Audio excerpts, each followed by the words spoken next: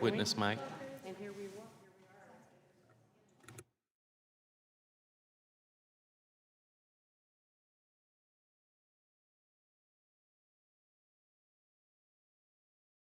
Member mic check.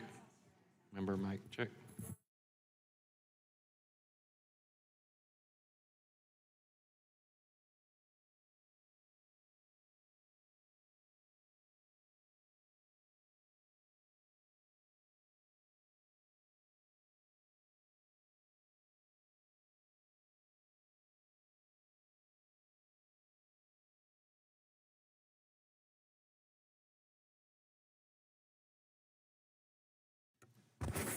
You ready? Yeah. Witness mic.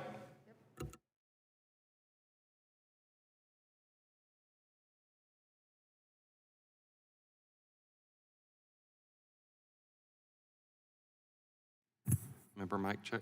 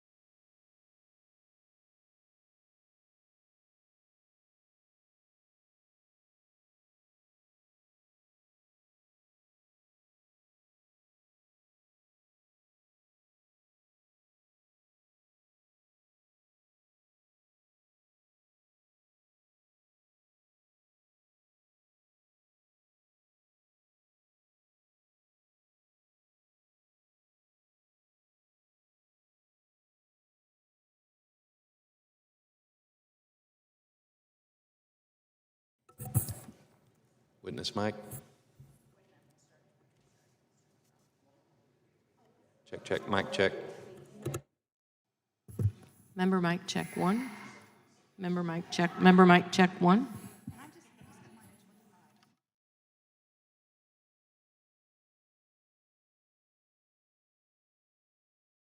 Mic check, mic check. Mic check. Can you hear it?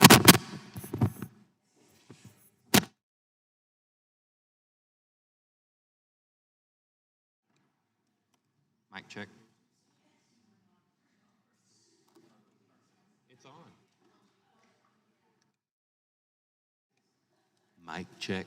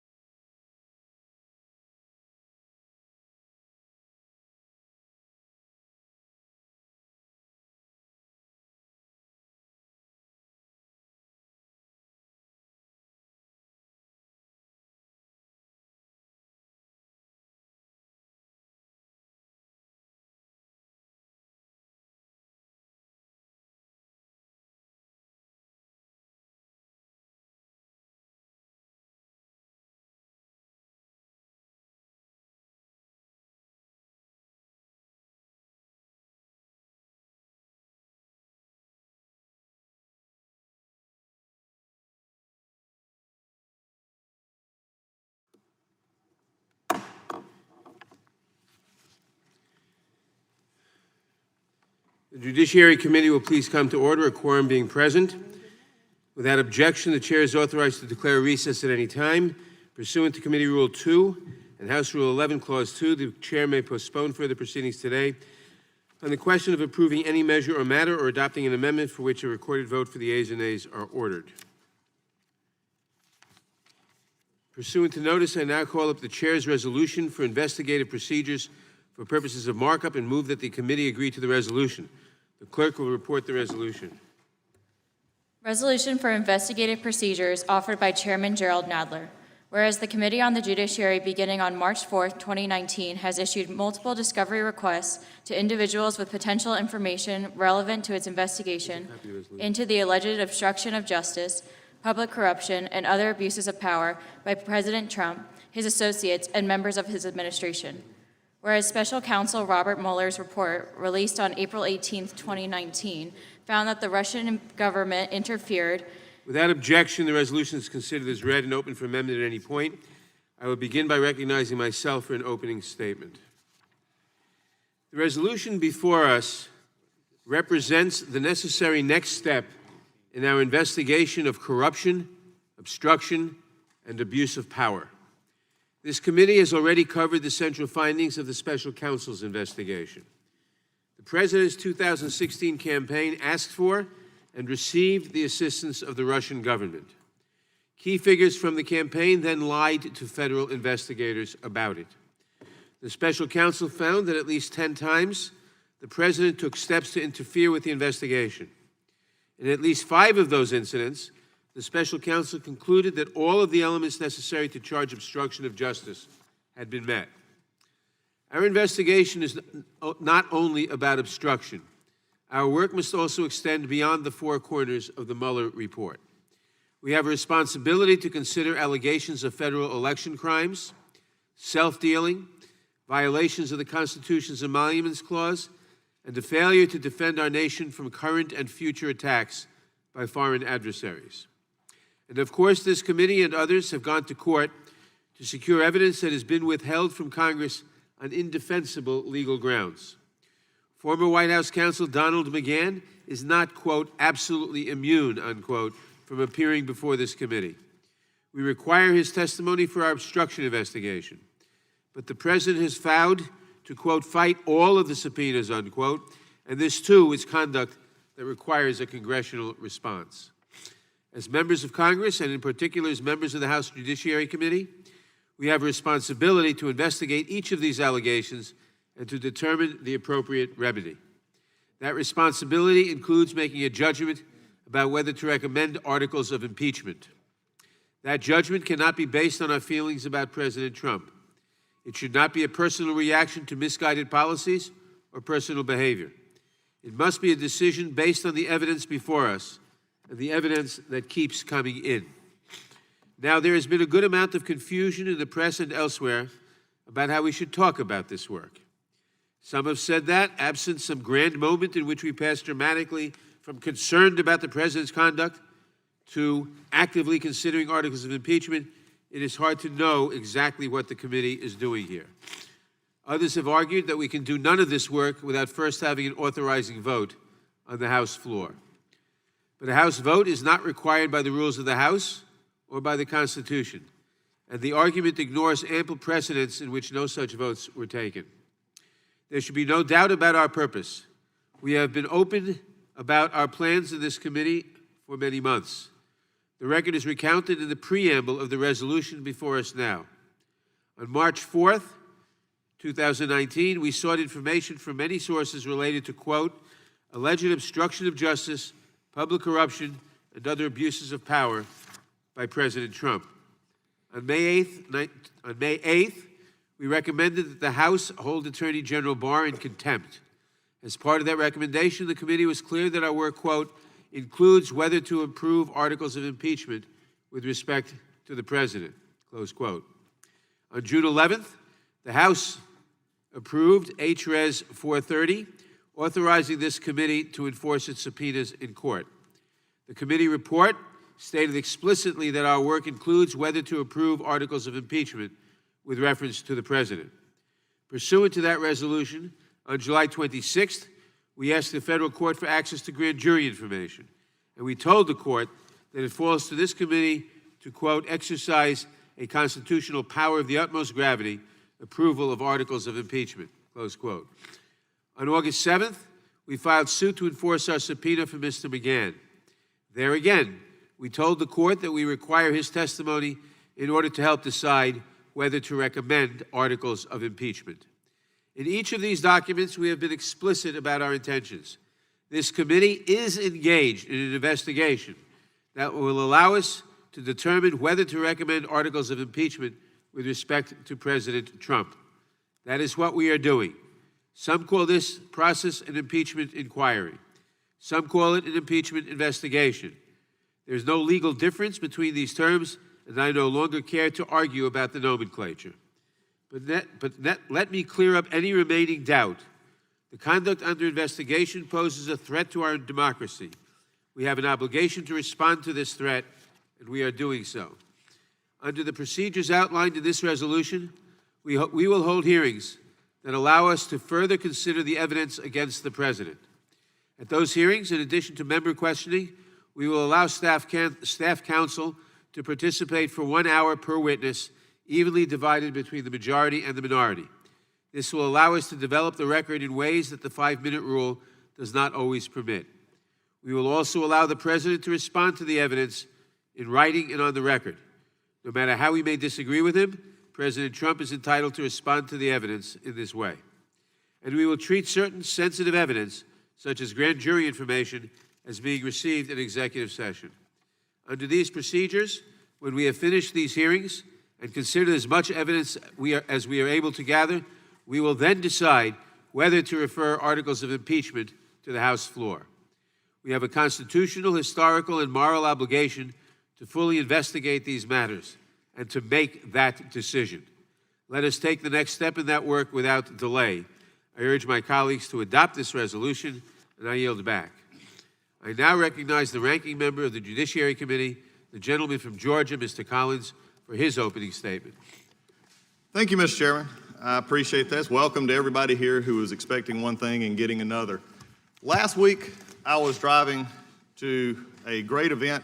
It is the opening of football season at the University of Georgia. We're going between the hedges. The day was starting as our first home game. My wife and I are driving down the road, and she's looking at her phone. She's bored. She's looking at it as it goes forward, and she's in her Instagram account.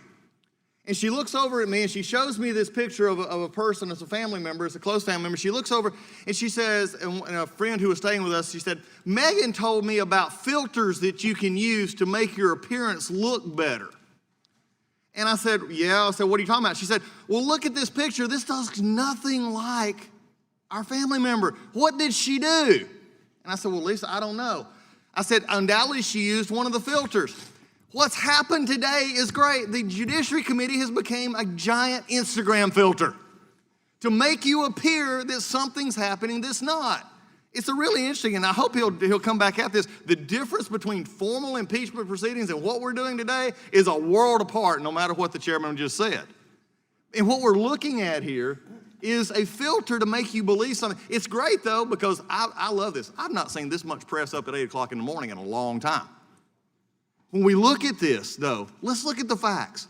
Nothing we have here is anything that could not have been handled 5 minutes before a hearing of any time that we have.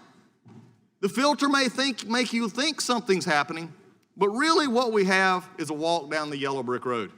In fact, you want to see the yellow brick road? Let's go to the whereas clauses. The Emerald City is impeachment, and my colleagues are desperate to get there. They have been desperate since last November when they won the majority, and they started this path. They walked. Look at the whereas clauses on what they're doing and how they're doing it. In fact, what's really interesting, though, is very disturbing to me is the whereas clause in the second paragraph when it admits that the Russian government interfered in the 2016 election, yet we've had no hearings and no bills brought forward in this committee that deals with that issue. Undoubtedly, we acknowledge it like we've done a lot of things in this committee, but we don't want to solve it because we'd rather talk about it. So we continue the whereas clauses. We continue the whereas this, the yellow brick road. What's interesting is all along they thought people were coming along with them and that the public was happy with this and that other members in their own party were happy with this. But somewhere down the yellow brick road, they looked around and said, there's not all of us here. People aren't following anymore. And then we come to today, the resolve part, which is actually the real part of this resolution, which again, for all of the folks covering this is not anything special. In fact, let's talk about it. Number one, the chairman may designate a full committee or subcommittee hearing for the purpose of presentation of information to this committee. Oh my goodness, you can do that anytime you wake up. The chairman could wake up this morning and say, this is what we're doing today. Why do we need a resolved clause for that? I didn't know we needed to define the chairman's authority into saying what we're going to do today. He's made it very clear for all year, this is what he wants to do. The second one, if a witness is called to testify, the committee staff, here we are again, because we know it looks more impeachment-like if we have staff answering questions. I don't know what it's like on the other side of the aisle here, but staff meetings must be heck around here, because I've never seen a majority bunch of members who desperately want to give away their authority to staff to do something. I've never seen this with the brand of lawyers that you have on your side of the aisle. I am amazed that you just don't ask for more member questioning and let some of these brilliant lawyers go at it because they're good. But yet, undoubtedly, I'm not sure what's happening on that side, but this desperation to get staff to be in the spotlight to ask questions is just something that is, again, Instagram filter. Let's put it in there to look like something that it's really not. And for some lawyers, and I'm looking at one right here, Mr. Raskin, is amazing. I don't understand this one, but hey, again though, let me think. This could have been done at any hearing. At any hearing we do, the chairman just has to bring it up as a motion. It's in the rules. We don't have to be doing this as a resolution, but it looked really good over the weekend when we said we're going to start inquiries into impeachment and we're going to put regulations in place to do that. And then it went off the track completely through the week because even their own leadership didn't know what they were doing. Then number 3, now this one's a problem. It talks about executive session and how they're going to handle information, because here's a problem. They already promised in court filings that they had these procedures in place. In fact, I wrote a letter to the chairman saying, no, you really don't here, and the copy of the letter I have here, you don't have these in place. And so it's really interesting. Maybe this is the time, maybe they thought the judges would miss it. Well, right now the TV camera's on. Judges, you might want to look at this. They didn't have the procedures in place. You may have a filing saying you did, but you don't. And also, let me also state for anybody listening here, this can't be kept strictly in. This rules cannot contradict House rules. Any member of the House can see this material. Any member of the House can. The last one, this one is the most amazing. I mean, we've been building up. 1, 2, 3, 4. I am so happy that this resolution says that the President Council may respond in writing to information and testimony presented in the committee in open session after the fact. Everybody in this room, everybody in this country, everybody outside this country can do this. Anybody who has an email address, anybody who has a pen and paper can write a letter to this committee. We're now letting the president, we're telling him that he can do this? As if this president has a hard time expressing himself? I think he understands this in his council. And then the chairman, after consultation with me, can invite the president to review. This is, again, this shows you how, frankly, unfortunately silly we've gotten today. To actually put in number 4 resolution to say that the president and his council can write a letter to this committee. Have we gotten to that point yet? Really? So, look, the Instagram filter is applied. Make sure it looks good. Spruce up the parts. Make your story look good. The press is here. We've been, I've wanted a long time to be able to say this. Welcome to Fantasy Island. Because we're here. It may all look good. The unfortunate part is when the screen goes down, you just see a simple procedure issue. A simple procedure issue that doesn't do with impeachment, that doesn't do with anything else. It just simply gives another press release for whatever we're doing now. So it's early, it's 8 o'clock, the popcorn's on, and as I've said, let the show begin. I yield back. Thank you, Mr. Collins. Without objection, all other opening statements will be included in the record. Are there any amendments to the resolution? For what purpose does the gentleman seek recognition? I have an amendment at the desk. The clerk will report the amendment. Gentlelady reserves a point of order. Amendment offered by Mr. Buck of Colorado to a resolution for investigative procedures offered by Chairman Gerald Nadler. On page 4, beginning on line 97, strike the following, "or committee." The gentleman is recognized to explain his amendment. Thank you, Mr. Chairman. Mr. Chairman, my amendment I is very- withdraw my point of order. Gentlelady withdraws her point of order. The gentleman is recognized. Mr. Chairman, my amendment is very simple. It strikes the word subcommittee from the first procedure of this investigation. Impeachment is a serious matter, Mr. Chairman. The American people deserve to have these proceedings play out in the full committee where we can more fully examine the evidence and charges brought against the president, not shoved away in some special subcommittee where only a few members can gather evidence and question witnesses. This matter is so serious, in fact, that the full House has historically authorized the Judiciary Committee to open an impeachment inquiry, provided this committee with the specific instructions for opening the inquiry. In fact, as Lawfare notes in an article from earlier this week, quote, "The major difference between this resolution and prior procedural documents in connection with the last two impeachment proceedings is that this resolution is not connected to a vote by the full House directing the committee to begin a formal impeachment inquiry of the president," end quote. The historical precedent is clear. On February 6, 1974, the full House voted to approve House Resolution 803, which authorized the Judiciary Committee to investigate whether to impeach President Nixon.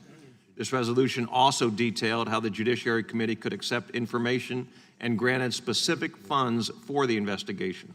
Then, only after the full House had spoken, the Judiciary Committee unanimously adopted its procedures to handle material gathered during the inquiry on February 22, 1974. The committee then unanimously adopted procedures for presentation of evidence during the impeachment inquiry 3 months later, on May 2, 1974. This committee also received instructions from the full House before leaping into the Clinton impeachment inquiry. On October 5, 1998, the Judiciary Committee adopted impeachment inquiry procedures and reported a resolution authorizing the inquiry to the full House. The full House then affirmed the committee's decision to open an inquiry, approving House Resolution 581 on October 8, 1998. By jumping the gun and refusing to put this resolution before the full House, you are fundamentally denying both this Congress and the American people the ability to fully participate in this inquiry.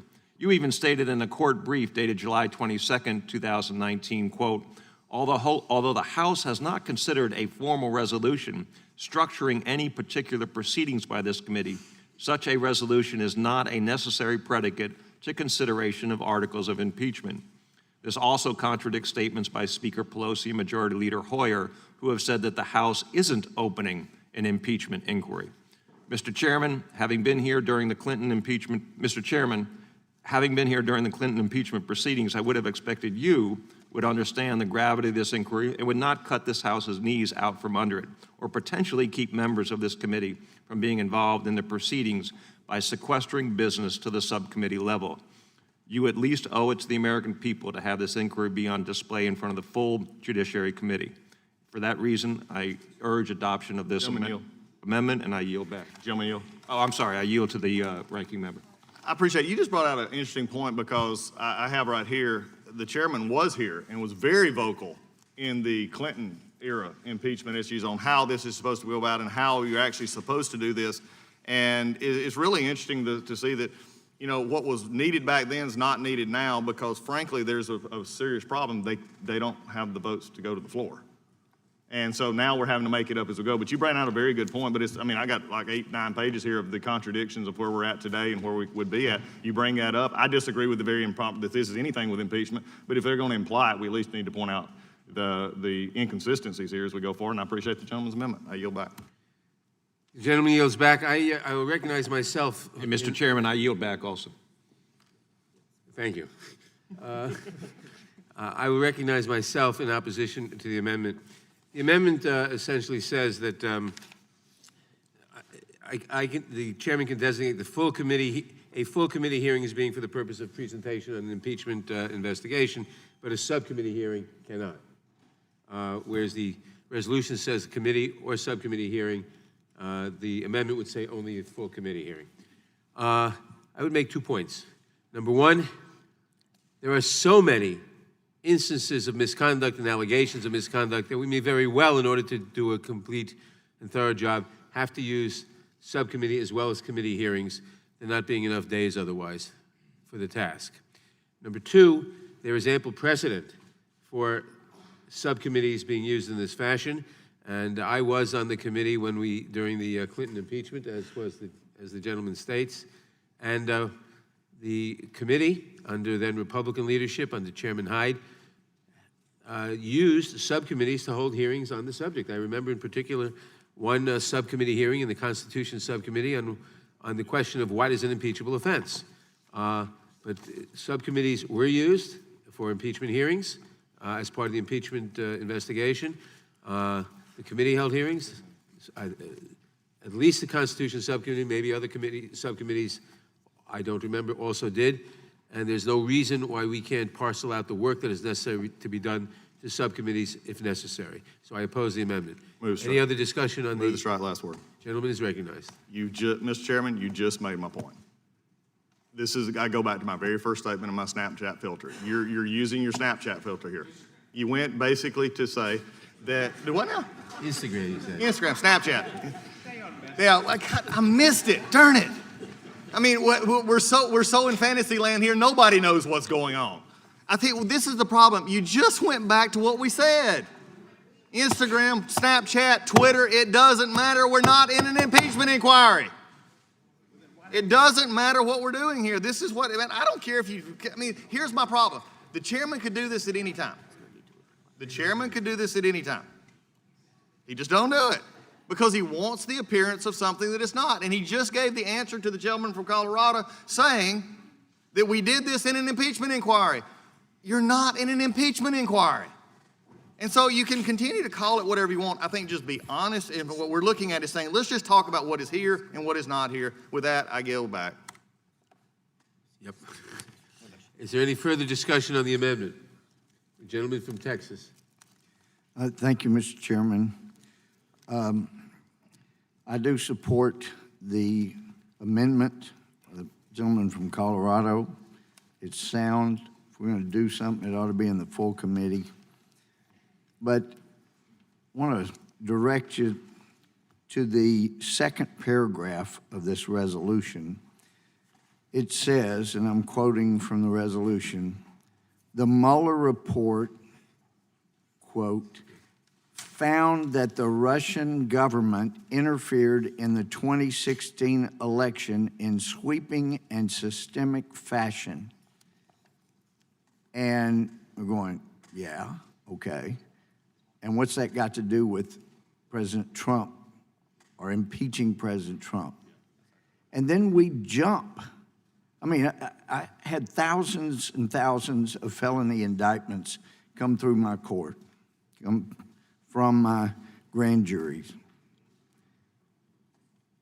This would be thrown out of court in any legitimate court because you jump clear from the Russian government interfered in the 2016 election and then says not that President Trump or the Trump campaign was involved. Oh, no.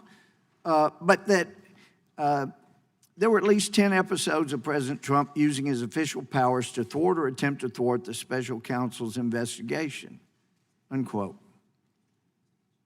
It's trying to make it appear, yeah, Russia tried to interfere with our election. They've been doing that for many decades. They want to create as much chaos in America as they can. But then to jump over and make it appear, oh, well, President Trump was involved.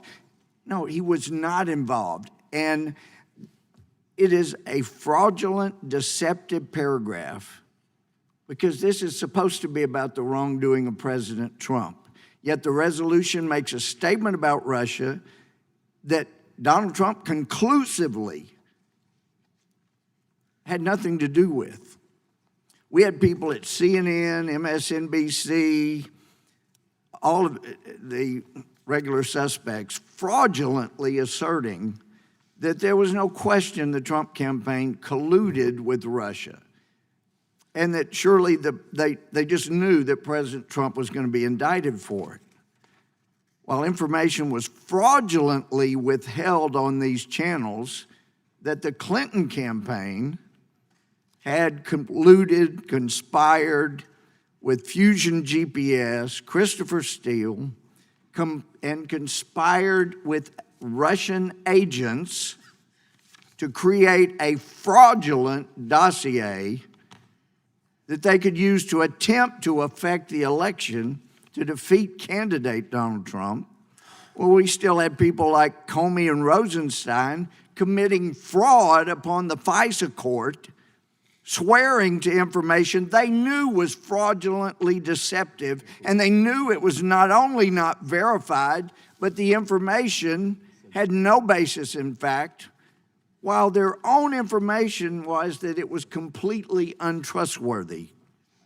Now comes this resolution that's supposed to be setting up a basis for impeachment, or as we'd say in Texas, this is fixing to be an impeachment. It isn't now, but maybe it's fixing to be. It starts out by stating a deceptive and fraudulent paragraph that Russia did a wrong, even though the report and the testimony made clear there was no evidence of the Trump campaign participating in that whatsoever. Further, we know that President Trump knew he had not colluded nor conspired with Russia. He knew the effort to say otherwise was the real fraud, so he kept trying to ensure that he was not framed by the conspiracy involving Fusion GPS, Christopher Steele, and some other within the DOJ. In other words, he was not obstructing justice.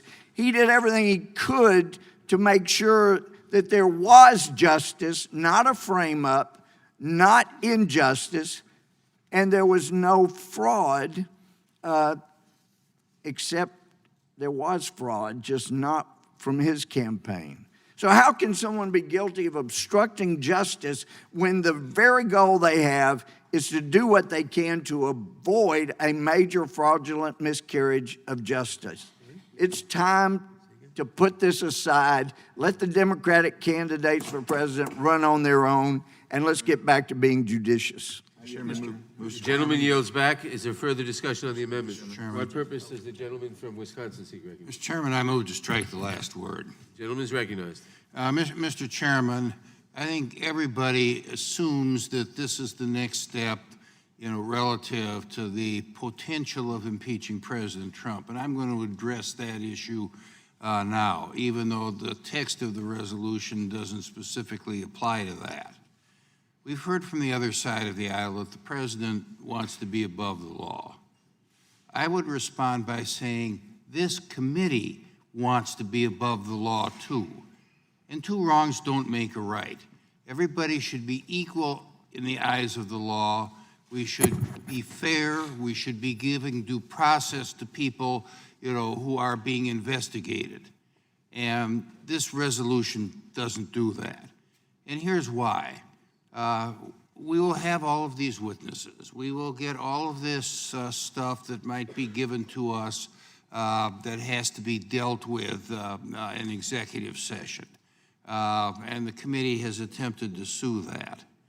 But it only allows the president to respond in writing, either in person or by counsel. And as the ranking member has said, anybody can write a letter to the committee. We get lots of letters on that. And the president, if he wants to respond to something, can write a letter, just as any other citizen of the United States can write a letter, because that's protected by the First Amendment.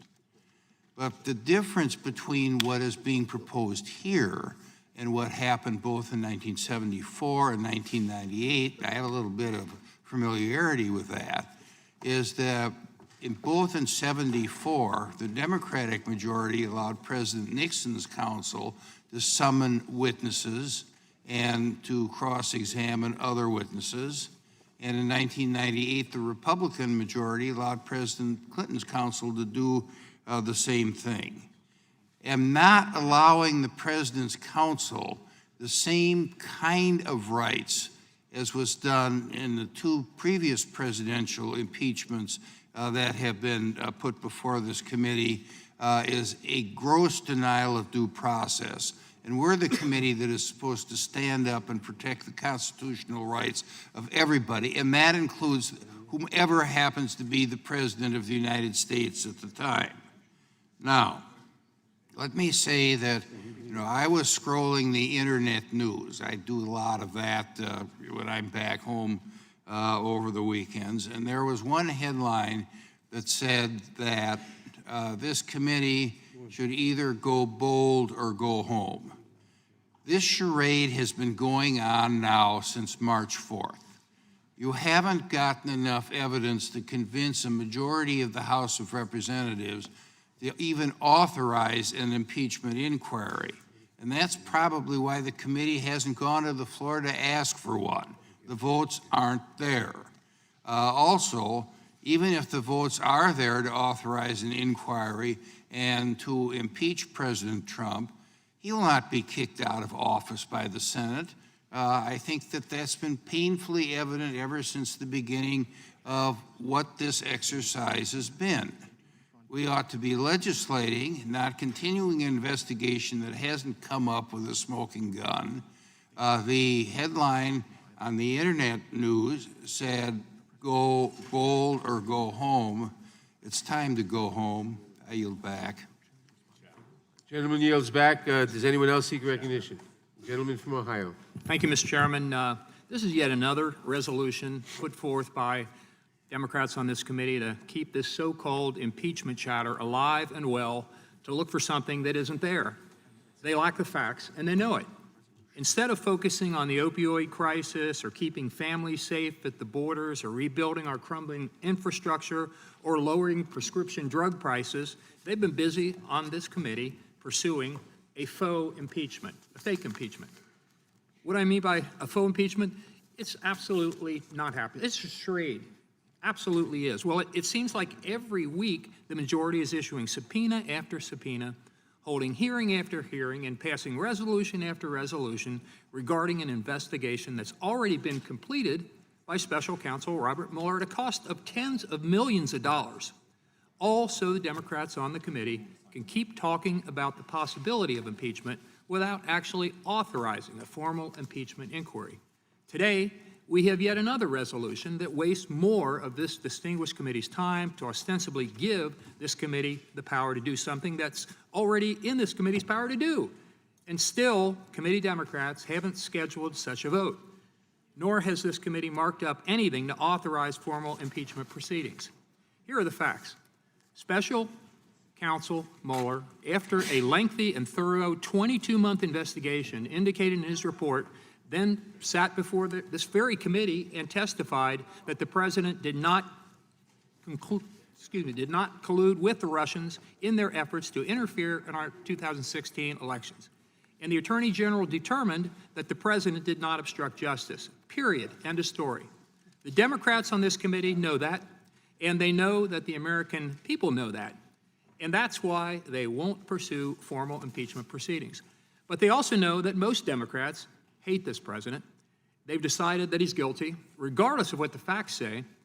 And so instead, the committee Democrats feel no choice but to investigate and investigate and investigate until they find something that looks like a crime. Well, this resolution we are spending valuable committee time on today is nothing more than smoke and mirrors. And this is despite the fact that right before we returned from August recess, the DOJ Inspector General issued a scathing report detailing the many ways that then FBI Director Comey violated department rules in the way he handled sensitive information, potentially jeopardizing our national security, in what appears to be yet another effort by the left to undermine President Trump. But Democrats on this committee are much more interested in continuing to relitigate the Mueller investigation rather than considering issues long awaiting consideration before this committee. This morning, we could have used this committee's time to bring in and question Inspector General Horowitz about his recent report, but we aren't. And we likely never will, which is a shame, because Americans, our constituents, deserve to know exactly what happened and what can be done to prevent future leaks at the FBI. I hope that after today, Democrats can finally move past this fake impeachment strategy and on to more pressing matters pending consideration before this committee. But I suspect that next week, when we return from our respective districts, they will find yet another way to continue down this rabbit hole. And I yield back. Gentleman yields back. Is there further discussion on this amendment? For what purpose is the gentleman from Arizona seek recognition? Move to strike the last word. Gentleman is recognized. Thank you, Mr. Chairman. I support the Buck amendment. I think the gentleman from Colorado is exactly right. This is something that if we're going to take up and move on, we should do this in the full committee. I think that is appropriate. The desire to maybe limit some of this to a subcommittee, you know what? We're a self-governing body. We can change the rules. We can apply the rules as the majority sees fit because you are the majority. But I point to something that I think is important, and that's the way this resolution is going forward and the importance of the Buck Amendment. But this is happening, the way this is developing needs some context. On July 26th, the chairman told the D.C. District Court that he had issued grand jury handling procedures for the House Judiciary Committee. Such procedures did not previously exist. So the same day, dated July 26th, these new rules were handed down with no prior authorization from the House, no open hearing, no committee vote. But the chairman told the district court that we had these rules. Those rule changes deserved a vote and an open hearing just like any other rule change, just like what we're doing today. Instead, those rule changes were drafted behind closed doors and implemented without the committee's input. That is a norm-breaking process. According to the court filing, the new grand jury procedures would prevent any member not on judiciary intelligence from viewing the grand jury material, and I refer you to page 25. The grand jury handling procedures require any grand jury materials obtained by the committee to be stored in a secure area with access limited to members of the committee, certain designated staff, and members of HPSI and their designated staff. Refer to page 38, I won't quote that. House Rule 11 states that no member may be excluded from the records of this committee. That rule cannot be set aside without a full vote of the House. The rule's clear. So one of two things might happen. Either the chairman is going to say we're going to read it, that we're somehow reading it wrong, the procedures don't prevent non-committee members from viewing it, but then he better correct his application to the court, hadn't he? Or we're reading his procedures right and they violate the rules of the House, in which case he needs to clarify to the court that he misrepresented his authority. Either way, that's an example of the problems that we see going forward in the fashion that we are doing in the committee today. Now, that rule has been set aside in the past, of course, but how? By a vote of the whole House of Representatives. During the Clinton impeachment, for instance, the House passed H.Res. 525, which suspended that provision of Rule 11. But it wasn't done in a Judiciary Committee hearing. It was done with the full House because that's a rule of the House. In the rush to attack the president, the chairman continues to do serious and lasting damage to the integrity of this committee and this institution. The majority won't let anything stand in the way of their rush to impeachment. So when we get back to the amendment brings this back to the full committee. And that's where this should be. That's where this should be. And so, Mr. Chairman, I realize that there is some confusion. CNN said just yesterday, are Democrats conducting an impeachment inquiry? And it depends on who you ask. The chairman said it has been an impeachment inquiry and continues to be. Another representative on this committee said it is not impeachment, which is what I think everybody wants to jump to right away. There is some confusion. I wish it were clear. It's not clear. And that's the point that the gentleman from Wisconsin and also the ranking member were making. This resolution is designed to pursue an investigation into impeachment. That would normally take place after a resolution of the whole House, but we just had one of those 2 months ago, and it was defeated by 2/3 of the members of this body. So, Mr. Chairman, It's obvious to me that you can't get the impeachment going the way you want to. You're telling the court we're doing an impeachment inquiry, yet the body itself, the House of Representatives, has rejected resolution to impeach. So here we are with massive contradictions where members of the majority have told CNN just yesterday that it's unclear what we're doing. With that, I yield back. Mr. Chairman. Gentleman yields back. Mr. Chairman. The gentlelady from Arizona. Arizona. What purpose does she seek recognition? Thank you, Mr. Chairman. I move to strike the last word. Gentlelady's recognized. Thank you, and I support the Buck Amendment. In Chairman Nadler's opening statement, I believe I heard him say that some of the media is saying it's hard to know what we are doing here. And that's exactly what I want to know. What are we doing here? The Judiciary Committee, in its 206-year history, has never reported articles of impeachment against a president without first conducting an impeachment inquiry authorized by the full House vote. There has been no authority given. This resolution is yet another example of the majority utilizing this taxpayer-funded committee to influence the 2020 presidential election. That's all it is. It's a show. It's just one more example of the same time-wasting, resource-wasting, media-seeking activity that has become way too common in this committee. Let's go back. First, the Democrats erroneously claimed that there was Russian collusion with Trump. And then they were wrong. Because after 2 years, almost 2 years, at least $25 million spent of taxpayer money, 2,800 subpoenas, 500 warrants, the special counsel stated there was no collusion, no conspiracy with the Russians and President Trump or his campaign, or for that matter, any U.S. citizen. So after realizing that their 2-year claims that Trump was colluding with Russia flopped and that they were dead wrong, then they switched automatically to saying, oh, we're doing obstruction of justice. That's it. That's the next one. So we carried in witness after witness. You had in James Dean. You had in Robert Mueller.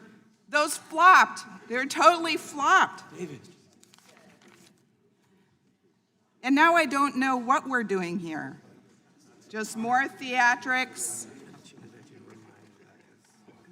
more show without getting anything done, nothing signed into law of any significance from this great committee. And with that, excuse me, I yield back my time. I said James Dean instead of John Dean. Thank you, Mr. Chairman.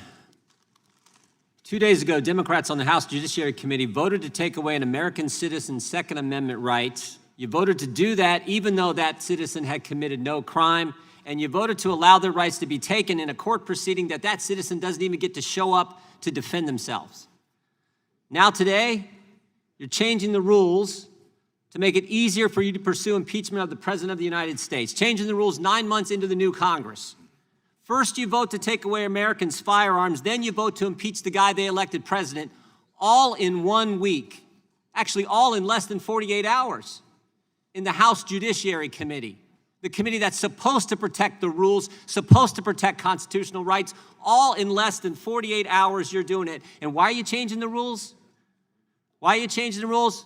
The gentlelady from Arizona was right, because nothing else has worked for you. The Michael Cohen hearing was a flop. The John Dean hearing was a flop. And everyone in the country knows the Bob Mueller hearing, they saw it. That was a flop. So let's change the rules in the middle of the game because we got to find something. We're out to get this. We got to find something. Never forget how this whole thing started. Never forget how this whole thing started. A false accusation about the President of the United States, saying the President coordinated with a foreign country to influence the election. Jim Comey investigated that for 10 months. Guess what? He found nothing. And we know he found nothing because we deposed him, and he told us after 10 months they didn't have a thing. But that didn't stop it. 22 months later, Bob Mueller does a special counsel investigation. He investigates it for 22 months, and what does he tell us? Other members have already said this. He found nothing. No coordination between the Trump campaign and Russia to impact the election. 32 months of investigations, they find nothing. But what do Democrats want to do? What do they want to do now? Change the rules, keep investigating, because we got to find something so we can impeach this president. Maybe the country would be better served. Maybe the constituents we represent would be better served if we actually figured out how the false accusation happened. And the good news is, as I've said before in this committee, the good news is that's exactly what the Attorney General of the United States is doing. And thank God for Bill Barr. That's exactly what he's doing. But you know what? We could do the same thing. We could do the same thing. And a great place to start is right where Mr. Shabbat just said. Why don't we start with the Inspector General, not just any Inspector General, the Inspector General for the Justice Department, which we have jurisdiction over, just issued a report 2 weeks ago, scathing report on the guy who's most responsible for this 3-year saga that our country has had to live through, Jim Comey. Jim Comey, the guy who opened the investigation in July of 2016. Jim Comey, the guy who allowed Peter Strzok to run that investigation after that guy had ran the Clinton investigation, after that guy had said to Lisa Page, another FBI employee, don't worry, Lisa, we'll stop Trump. Jim Comey, the guy who allowed the dossier to go to the secret court to be used to spy on a fellow American associated with the Trump campaign. Jim Comey, who leaked information to the New York Times through his friends so we would get the special counsel. Jim Comey, the guy who on January 6th goes to Trump Tower trying to trap the president while he's telling the president he's not under investigation. Scathing report by the Inspector General on that guy. And when I asked the chairman 2 days ago when he was busy taking away people's Second Amendment rights, when I asked him 2 days ago when we might have a chance to question the Inspector General, his response, the chairman of the Judiciary's response was, I don't know, we haven't thought about that. That is scary. That is scary when you have the Inspector General issue that kind of report and the chairman of the Judiciary Committee doesn't even know a thing about it, hasn't even thought about when we're going to bring him in so we can talk to him. This is the Judiciary Committee, for goodness sake, and think about what has happened in 48 hours in this committee. This is scary. And everyone in the country knows, and everyone who said this earlier, they know that there aren't the votes to do this. There aren't the votes to do this right, so you're playing this game in the Judiciary Committee, of all places. Maybe if you were a little less focused on taking people's Second Amendment rights and impeaching the guy they made president, we could actually do what this committee is supposed to do. I yield back.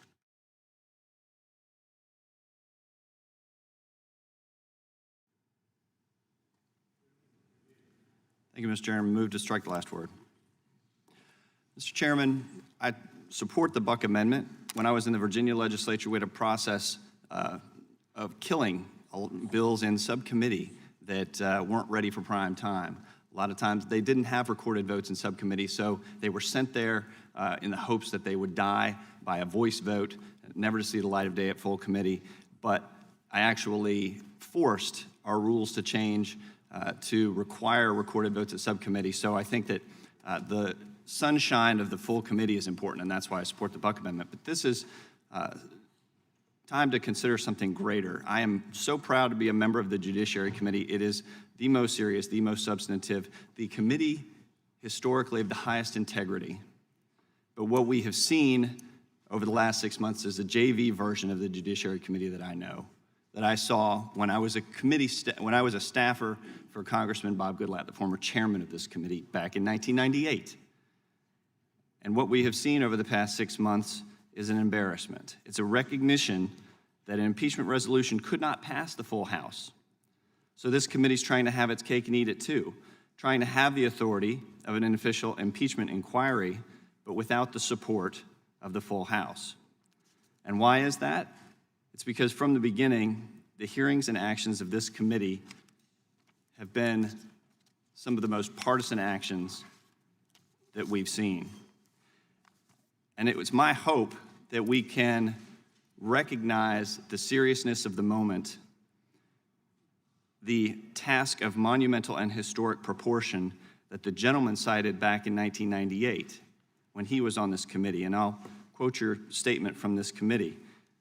The issue in a potential impeachment is whether to overturn the results of a national election, the free expression of the popular will of the American people. That is an enormous responsibility and an extraordinary power. It is not one we should exercise lightly. It is certainly not one which should be exercised in a manner which either is or would be perceived by the American people to be unfair or partisan. If our conduct in this matter does not earn the confidence of the American people, then any action we take, especially if we seek to overturn the result of a free election, will be viewed with great suspicion and could divide our nation for years to come. Mr. Chairman, those are your words from 1998. I heard them myself. I would ask that we take this matter with the seriousness that it deserves and not go down this road we're going down today. The gentleman yield? Mr. Chairman, I yield back. The gentleman yield? I yield. Thank you. I agree with what I said 20 years ago. I yield back. And I yield back, Mr. Chairman.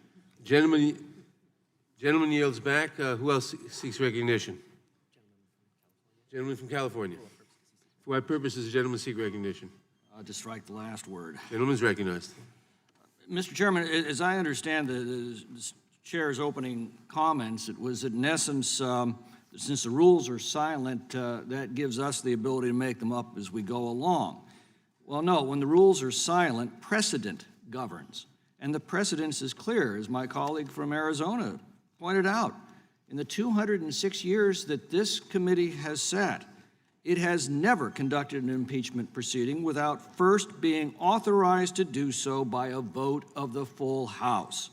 And that's because the power of impeachment belongs to the whole House, and the whole House has not delegated that power to any of its committees.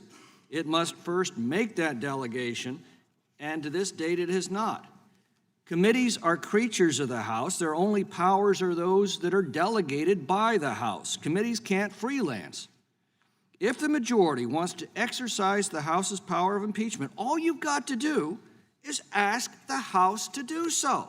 All you have to do is ask the House that it direct and authorize this committee to conduct an impeachment inquiry. That's all you have to do. Resolve that the House authorizes the Judiciary Committee to conduct an inquiry into the impeachment of the president. It's that simple. I dare you to do it. In fact, I double dog dare you to do it.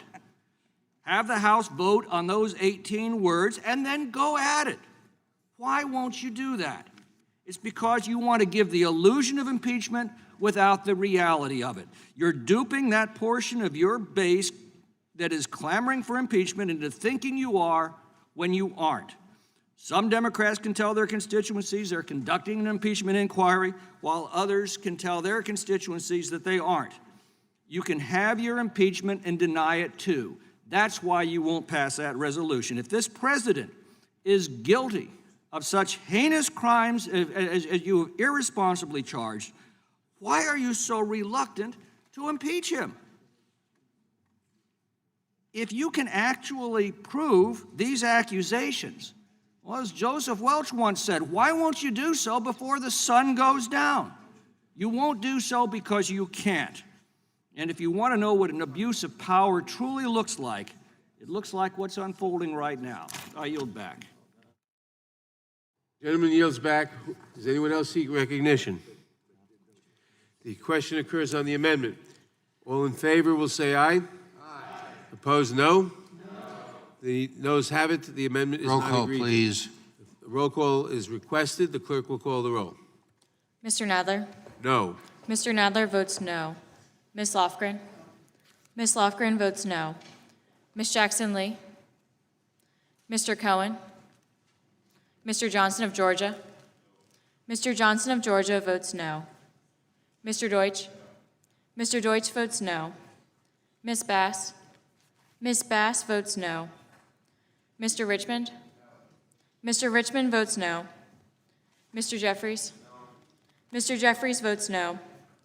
Mr. Cicilline? No. Mr. Cicilline votes no. Mr. Swalwell? Mr. Liu? No. Mr. Liu votes no. Mr. Raskin? No. Mr. Raskin votes no. Ms. Jayapal? Ms. Jayapal votes no. Ms. Demings? No. Ms. Demings votes no. Mr. Correa? Mr. Correa votes no. Ms. Scanlon? No. Ms. Scanlon votes no. Ms. Garcia? No. Ms. Garcia votes no. Mr. Neguse? No. Mr. Neguse votes no. Ms. McBath? Ms. McBath votes no. Mr. Stanton? No. Mr. Stanton votes no. Ms. Dean? No. Ms. Dean votes no. Ms. McCarcel-Powell? No. Ms. McCarcel-Powell votes no. Ms. Escobar? No. Ms. Escobar votes no. Mr. Collins? Yes. Mr. Collins votes yes. Mr. Sensenbrenner? Aye. Mr. Sensenbrenner votes aye. Mr. Shabbat? Mr. Shabbat votes aye. Mr. Gomert? Mr. Gomert votes aye. Mr. Jordan? Mr. Jordan votes yes. Mr. Buck? Mr. Buck votes aye. Mr. Ratcliffe? Ms. Roby? Ms. Roby votes aye. Mr. Gates? Mr. Gates votes aye. Mr. Johnson of Louisiana? Mr. Biggs? Mr. Biggs votes aye. Mr. McClintock? Mr. McClintock votes aye. Ms. Lesko? Ms. Lesko votes aye. Mr. Reschenthaler? Mr. Reschenthaler votes aye. Mr. Klein? Mr. Klein votes aye. Mr. Armstrong? Mr. Armstrong votes yes. Mr. Stubbe? Mr. Stubbe votes yes. The gentlelady from Texas? Ms. Jackson Lee votes no. Gentleman from Tennessee? Mr. Cohen votes no. Is anyone else not voted who wishes to vote? The clerk will report.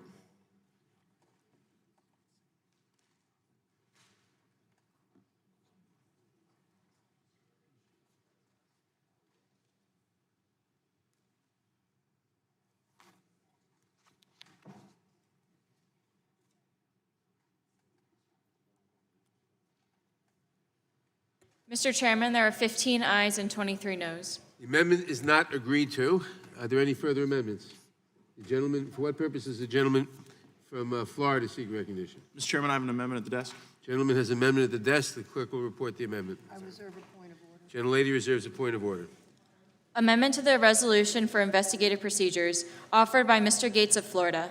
Page 4, line 104, strike staff and insert members.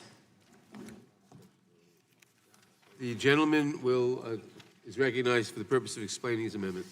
Thank you, Mr. Chairman. The gentlelady withdraws her point of order. The gentleman is recognized. Thank you, Mr. Chairman. I don't know what the majority's obsession is with having staff members ask questions to witnesses in these important proceedings. I've made the point previously and sincerely that I do believe that some of the most rhetorically talented members of the Democratic caucus are seated just on this Judiciary Committee. Matter of fact, when Democrats come together to decide who will speak for them on the floor on important issues like nominating the Speaker of the House, they chose my friend, the gentleman from New York, Mr. Jeffries. We have talented litigators, even presidential candidates who serve on, or I guess former presidential candidates who serve on the Judiciary Committee, and I don't understand why this important task would be delegated to those who have not run for office, been elected, and been asked to serve on this august body. And I know, having talked to a number of my Democrat colleagues, that there is some regret over the chairman's decision to place committee staff's ability to ask questions over having the Attorney General come and testify to our committee. I actually think it's quite disappointing that we've not heard from the Attorney General during our time, and I think we would have had the majority been willing to allow the Attorney General to come and merely respond to questions from members of the committee. But this kind of paradigm of hiring CNN contributors onto the staff and then trying to turn our committee hearings into like some sort of a reenactment of a CNN show is probably less productive than allowing our members to ask pointed and substantive questions. And if we zoom out a little bit and sort of ask ourselves why we're here, it may be important to note that throughout all the majority's theatrics, they have failed to move the needle at all when it comes to the people in this country. In fact, it was a Monmouth University poll on August 23rd that found that only 35% of Americans support impeachment and 59% of Americans oppose impeachment. So if we just check the scoreboard, my friends, we'll find that you're losing and you're not making up any ground, despite the fact that over and over again you try to smear the President of the United States with false accusations. I don't know quite what to call this. The chairman mentioned that he wouldn't be debating the lexicon as to whether or not this was an impeachment inquiry or an impeachment investigation. I've called it impeachment in drag, because we've sort of dressed up impeachment like an oversight hearing. Perhaps it's low-T impeachment or low-energy impeachment, but I would suggest that perhaps, or I would hope at least, that these proceedings are not more about the chairman's upcoming primary challenge than about the important work of the committee and about the country. Because if we look at, moan and groan all you want, because I mean, look, we've got circumstances here where you guys can't move the country, right? You don't have any support for this endeavor, and so we kind of lurch along with, you know, it's like a Seinfeld hearing. It's a hearing about nothing. It's a hearing about whether or not, when we have people come and give testimony, afterwards the president can write us a letter in response. This is more about defining our pen pal strategy than defining any sort of legitimate investigation. But there are legitimate investigations that we should be conducting. We should be determining what corrupt entities within the Obama White House fanned the flames of the lies that President Trump was engaged in a criminal conspiracy. We should investigate how someone like Joseph Mifsud can make things up, can launch us into this bizarre fact pattern, and then disappear like out of thin air without any desire to find out why that happened. And we most certainly should be investigating the FISA abuses, where Jim Comey and other actors within a very corrupt deep state perpetrated a fraud on the FISA court. They went before a judge with no defense attorney, and they didn't present all the evidence. And they did that so that they could shoehorn a secret court into giving them authorities that no government should have, to weaponize political opposition research within the confines of our really important investigative work. What Brennan and Comey and Clapper and McCabe have done to our country is deeply damaging, and it was my hope that as members of the Judiciary Committee, we could come together, we could root out this corruption, and we could ensure that it never happens again to another president. But in the meantime, can we at least adopt this amendment, and can we at least be willing to stand behind our own arguments and our own questions as members of the United States Congress and members of the Judiciary Committee? Or is it the desire of the majority to delegate and slough off this important task to members of your CNN staff? I certainly hope that's not the case, and I yield back. Gentleman yields back. I recognize myself in opposition to the amendment. I want to make 2 points. One, permitting committee staff to question witnesses is consistent with both House rules and past precedent. Under House Rule 11-2J-2C, a committee may adopt a rule or motion permitting committee staff for its majority and minority party members to question a witness for equal specified periods. This has been a standing rule of the House since the mid-90s, when the then-Republican majority adopted it. Second, staff questioning witnesses at a congressional hearing is far from unprecedented. Examples include hearings related to alleged involvement of the CIA in Watergate in the 1970s, Iran-Contra hearings, hearings on Attorney General Janet Reno's implementation of the Independent Counsel Act, and the impeachment of President Clinton in the 1990s, the impeachment of Judge Porteous, and at a hearing to examine allegations of misconduct by FBI agents in the Boston field office in the 2000s. Most recently, under a Republican majority, House Judiciary Committee staff participated in questioning senior Department of Justice officials. In the last Congress, during the Republican-led investigation into the FBI's handling of the Hillary Clinton email investigation, staff questioned several FBI and DOJ officials, including then Deputy FBI Director Andrew McCabe, former FBI Director James Comey, and former Attorney General Loretta Lynch.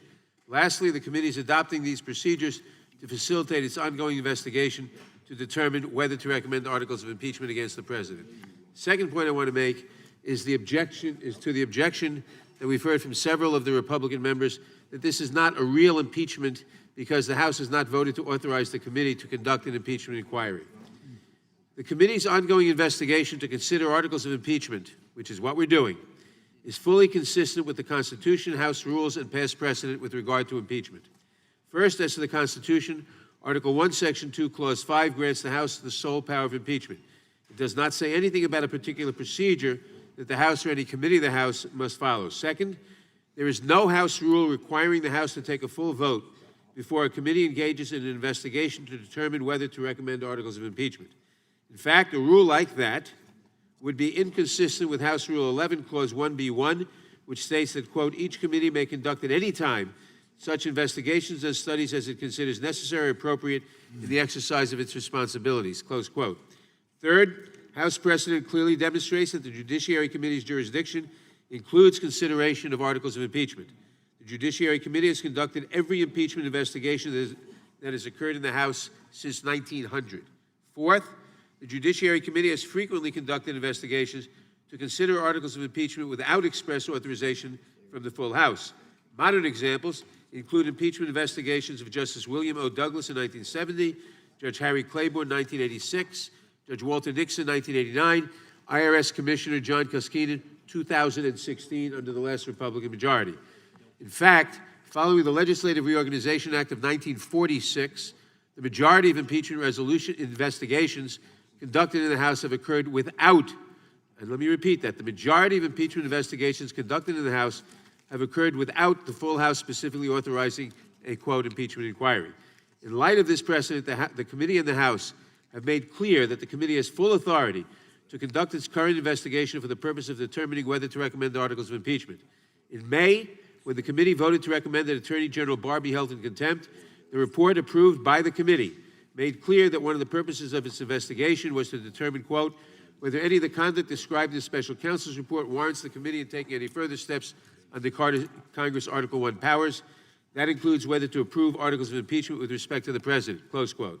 In June, the full House voted to approve H.Res. 430, which affirms that this committee and all other committees have, quote, any and all necessary authority under Article 1 of the Constitution, close quote, to conduct their investigations.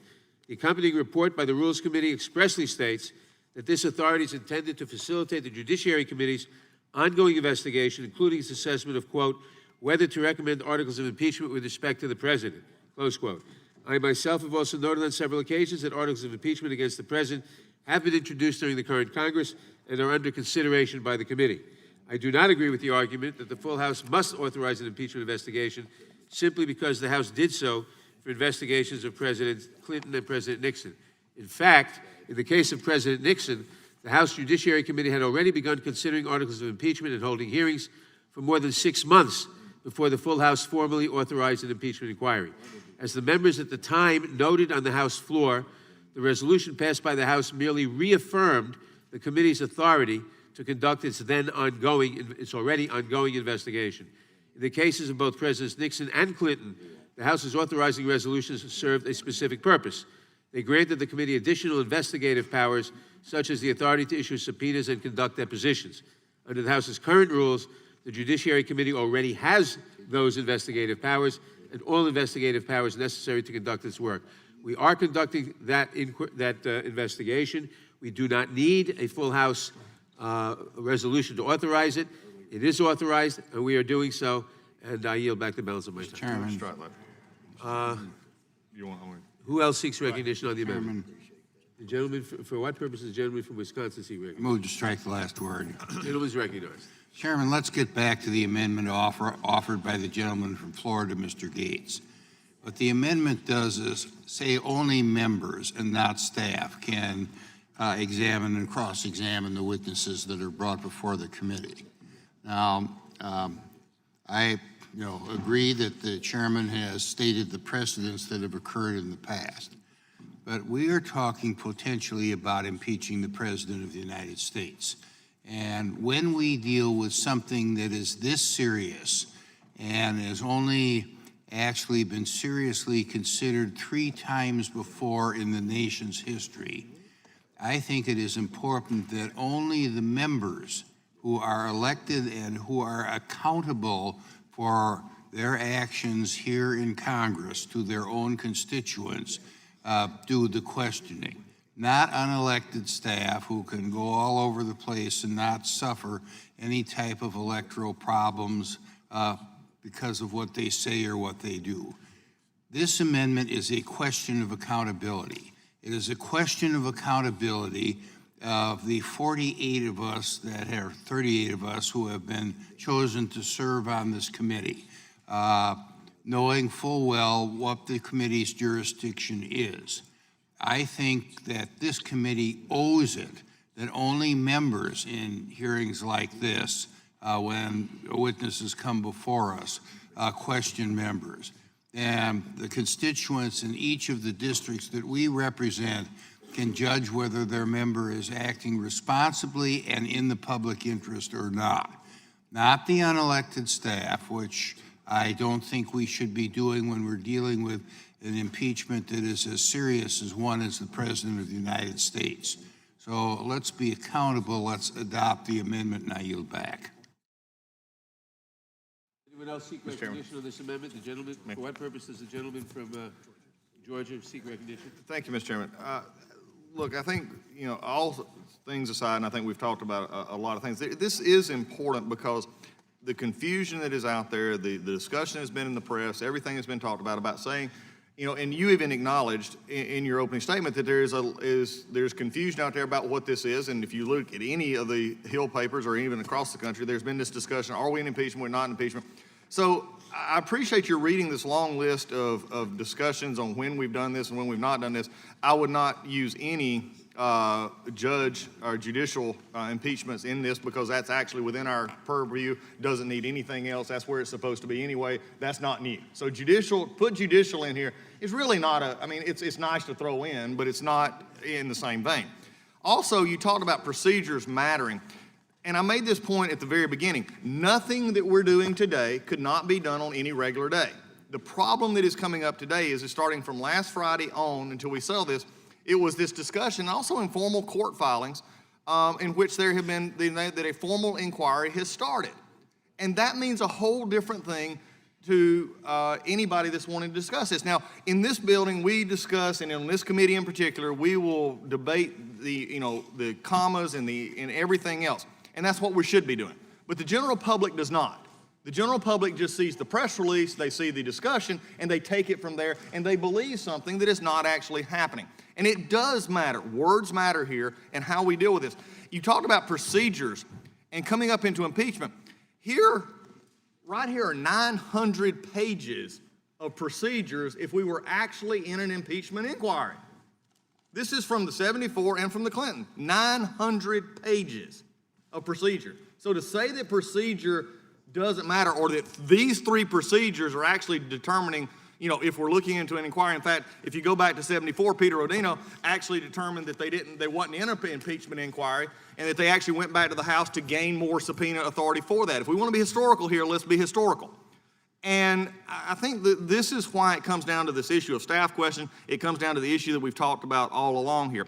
In fact, you brought up the June vote, and the June vote was interesting because it actually had to go back and have that June vote because there was questions from the court about the actual authority to do what we were doing. So I think that's where it's becoming an interesting issue here, is that we're not addressing the head-on conclusion here.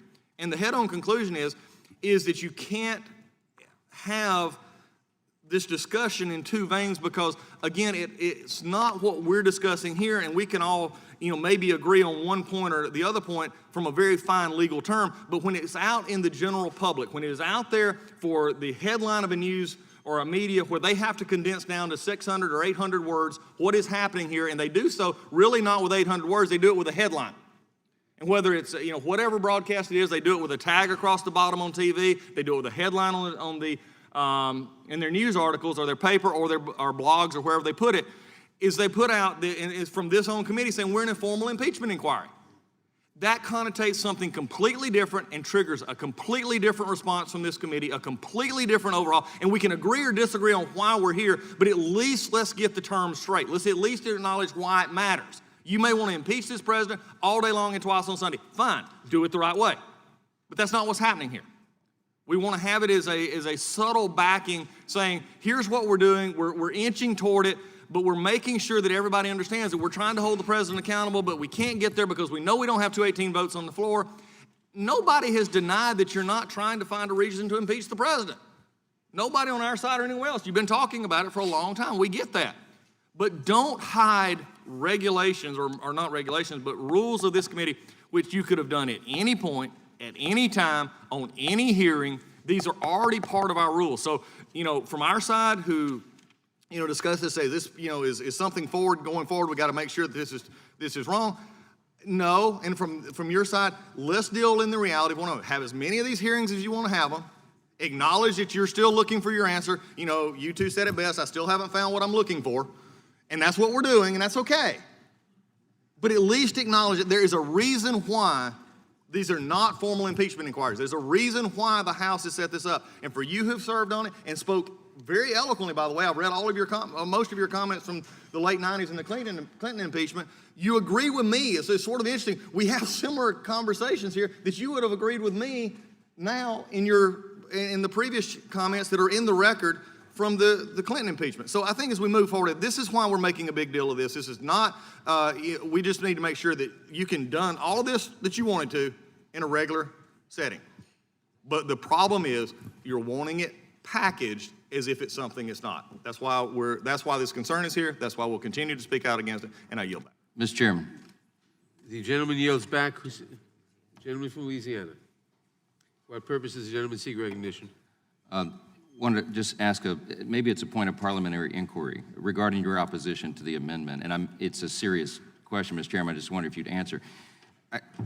You're opposing members doing the additional hour of questioning, and I'm wondering, I don't mean to be flippant, are we concerned about the time commitment or the competency of members of the committee and why they would not be able to fulfill that extra hour? It's not a parliamentary inquiry.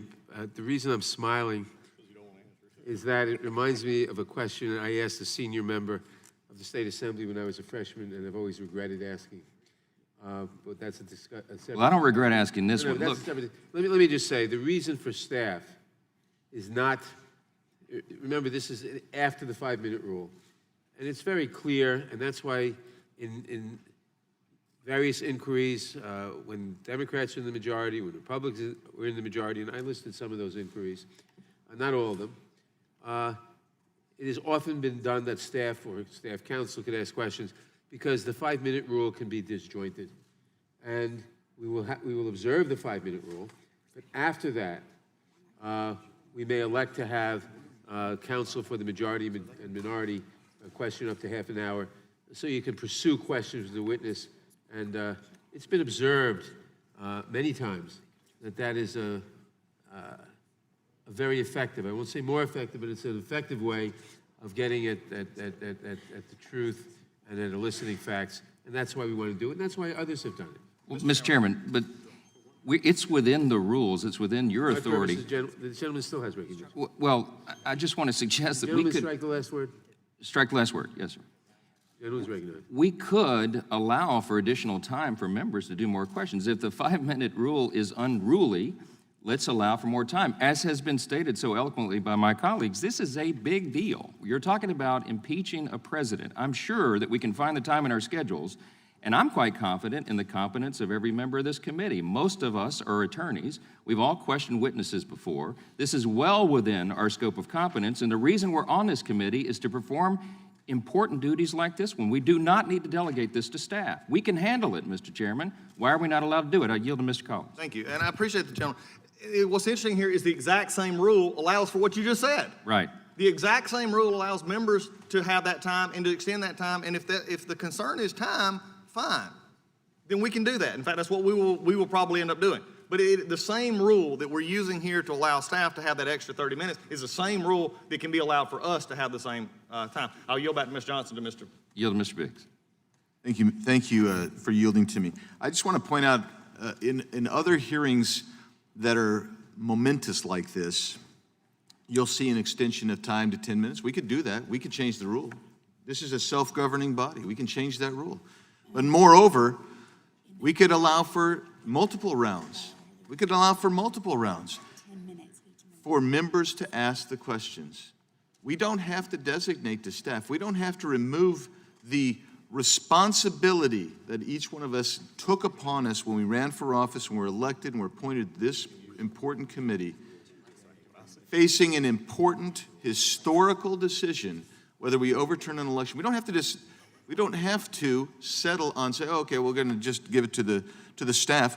We can do multiple rounds. We can extend the time. We can do that, Mr. Chairman. I think we have perfectly capable people on both sides of the aisle.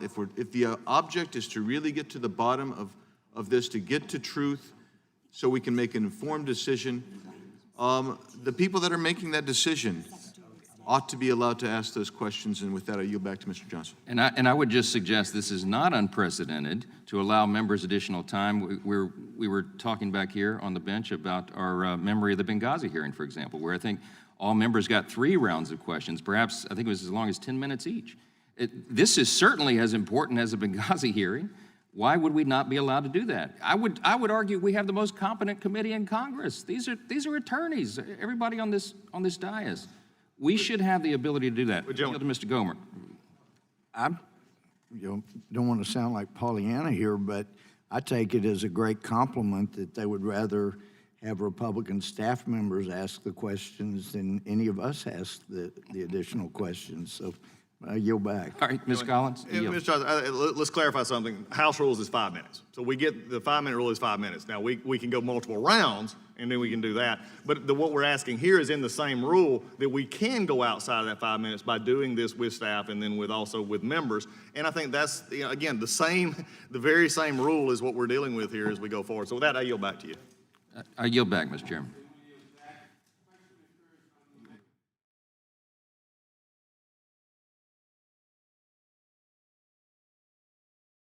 Move to strike last word.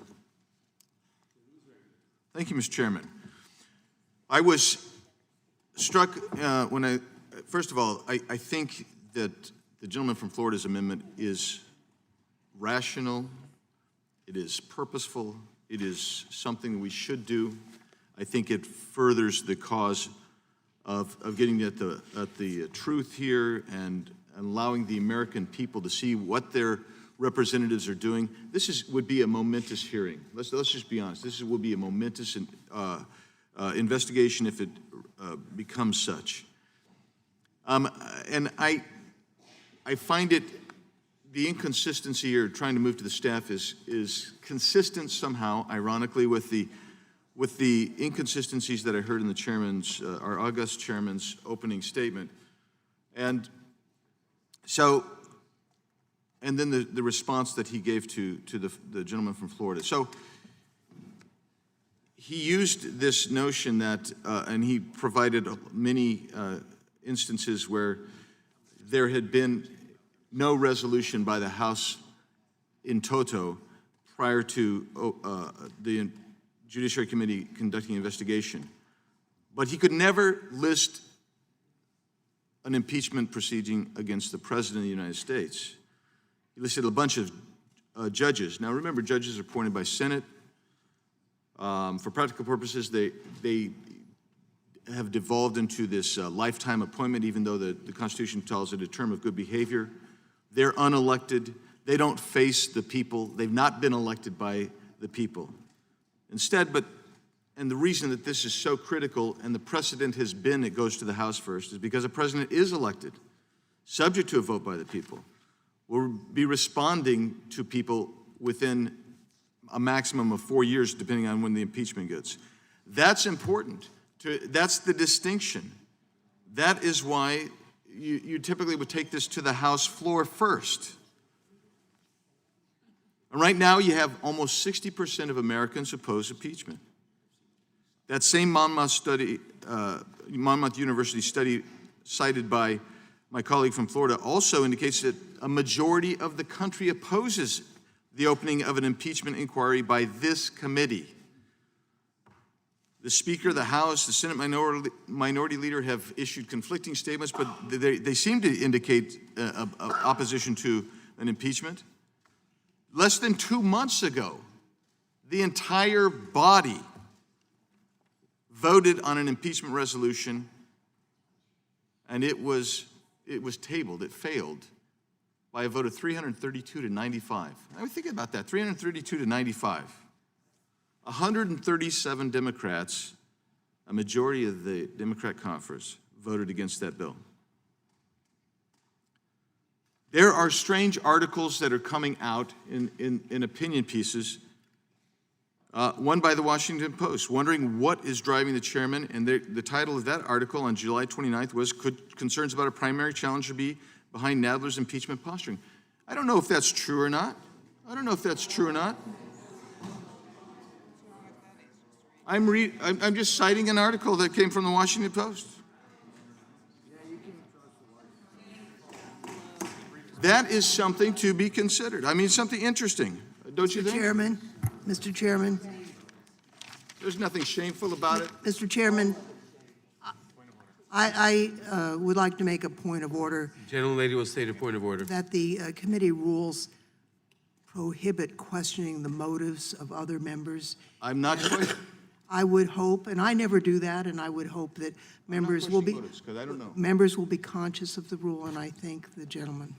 Thank All you. members will be mindful of committee rules. Thank you for reminding me of that. I was not unaware of it. That is why I said, look, I'm reading the title of an article that came out.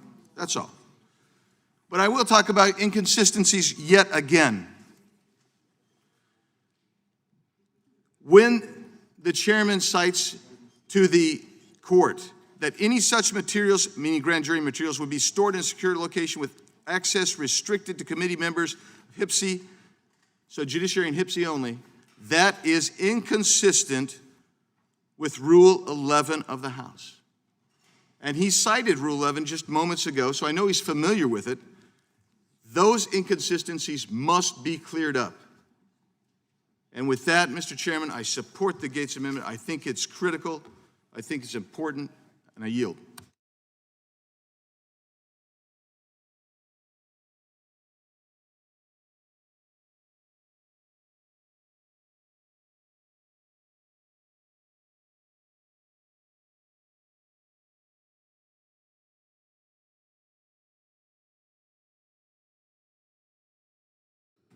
I have an amendment at the desk.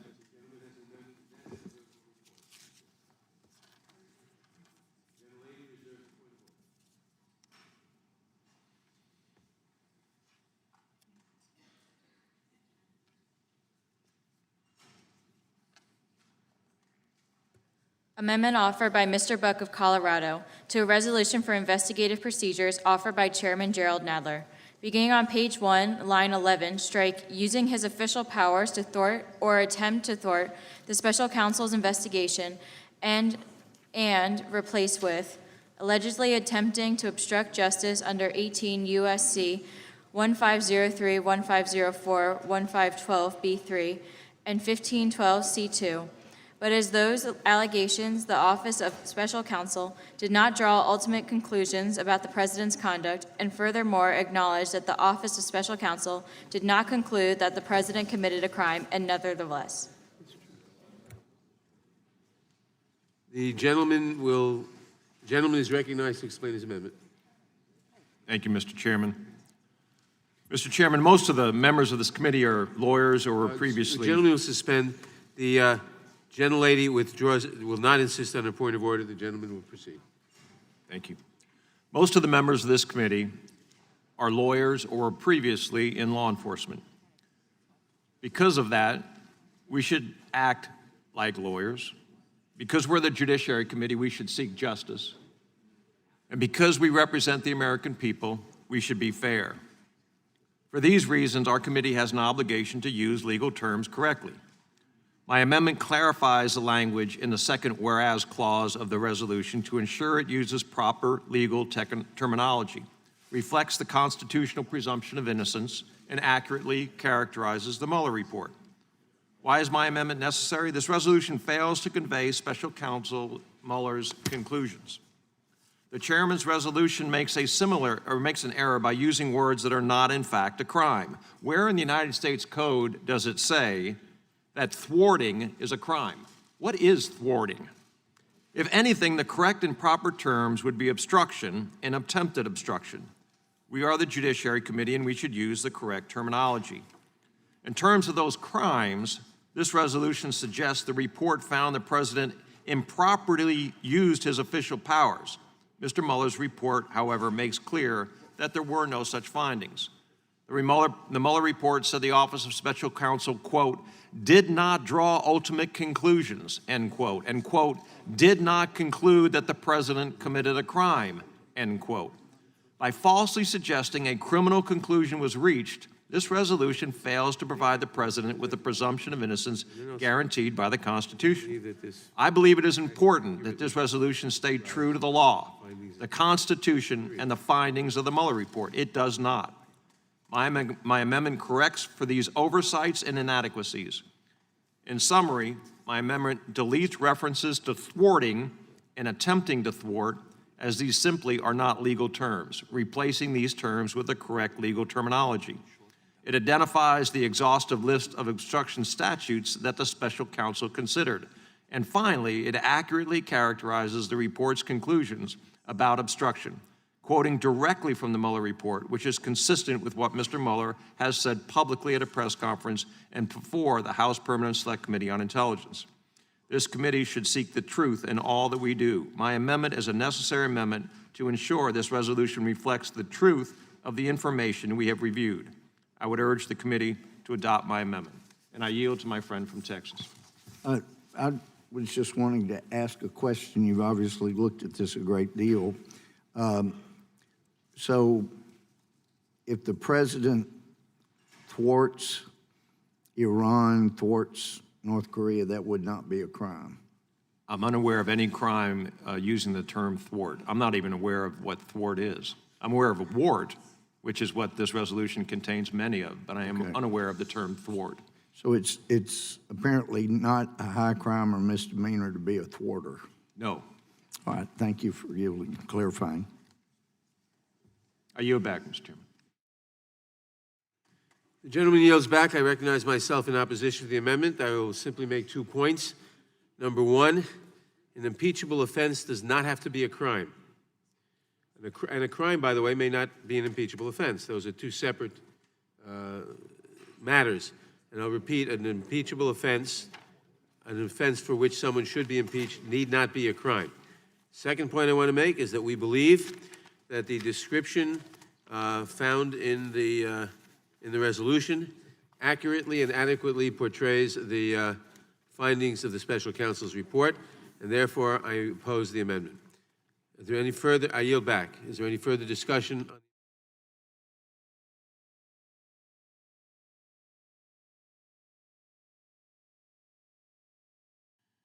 Thank you, Mr. Chairman. And before I weigh in on the Buck Amendment, I want to apologize because I was not trying to ascribe any motivation when I was quoting that. I want you to understand that, and I apologize if it was misconstrued and if I misspoke. So, but I support the Buck Amendment. I think it is important to have clarity here, and I think that Mr. Buck is right on the money here. I also want to point out another issue with the resolution on page 4, line 108. It says information obtained pertaining to the committee's investigation shall be deemed received in executive session. Now, typically under House Rule 11, Clause 2G1 states that all committee meetings and thus all evidence taken shall be open unless the committee itself has voted in open session that the meeting will be in executive session.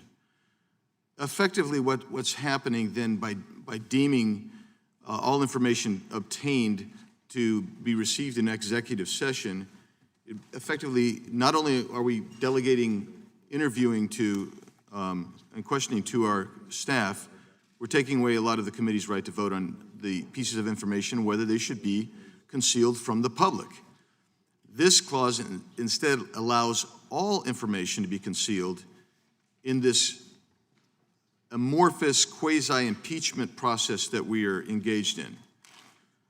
The rules say you can only go into executive session if disclosure of the material would, 1, endanger national security, 2, compromise law enforcement, defame or incriminate someone, or 4, violate a law of the rule or rule of the House. This clause is not limited, for instance, to grand jury information. This clause would conceal all information and I'm referring to the clause on page 4, line 108.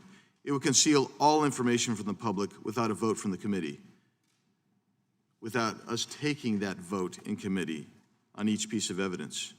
So my staff has worked with CRS, and CRS could not identify any instance in the published precedents of the House where this committee has taken away the members of the committee's right to vote on whether to go into executive session. So this becomes a bit of a problem. Taking away the members' right to vote on whether to accept a particular piece of information in executive session appears to violate Rule 11, Clause 2G1. Certainly, it is at least not in the spirit of the rule, which is meant to keep all committee records public and available unless a specific exception is met. So this is problematic. You prevent the committee members from viewing the committee's records. And we're voting today to actually prevent the public from having access to committee records as well without any of the particular sections and exceptions. And so with that, I'm going to yield to the gentleman from Colorado, Mr. Buck.